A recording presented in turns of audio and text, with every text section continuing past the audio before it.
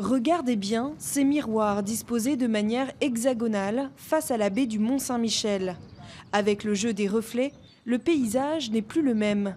Le panorama se décompose, les pièces du puzzle se mélangent, comme dans un kaléidoscope.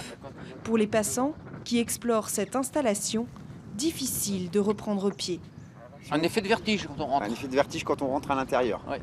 Et surprenant parce qu'avec la vue sur le Mont Saint-Michel, en fait, on voit des maisons qui sont en reflet derrière. Donc on a l'impression que la baie est habitée. Quand on voit le Mont Saint-Michel dans le miroir, on se décale légèrement à droite et on voit que finalement non, c'est le village ou l'inverse, quoi. Ouais, ça change un petit peu les choses. Au choix, pour se perdre dans le reflet de la baie du Mont-Saint-Michel, 4 sites: Genêt, Avranches, Cancale et Vieux-Viel. Les miroirs ont été installés sur ces différents belvédères entre la Normandie et la Bretagne. Certains points de vue, comme ici, à Avranches, sont un peu moins populaires que les autres. Je croyais avoir une meilleure surprise et je suis un petit peu resté sur ma faim parce que je croyais avoir des angles un peu différents et surprenants et ce n'est pas le cas. Donc je reste vraiment sur ma faim. Ce dispositif, nommé périscope, a été imaginé par un architecte et un paysagiste. Les élus ont fait cette commande. Ils veulent que les habitants questionnent leur environnement.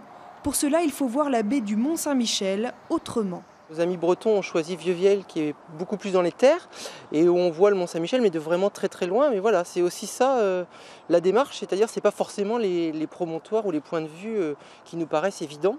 C'est aussi différents endroits, en milieu rural, où on aperçoit le mont et donc toute cette zone est protégée et donc devra faire l'objet d'une réflexion globale. Les installations éphémères seront là jusqu'à la fin du mois de juin.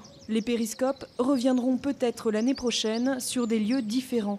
L'occasion de contempler encore et toujours ce site inscrit au patrimoine mondial de l'UNESCO.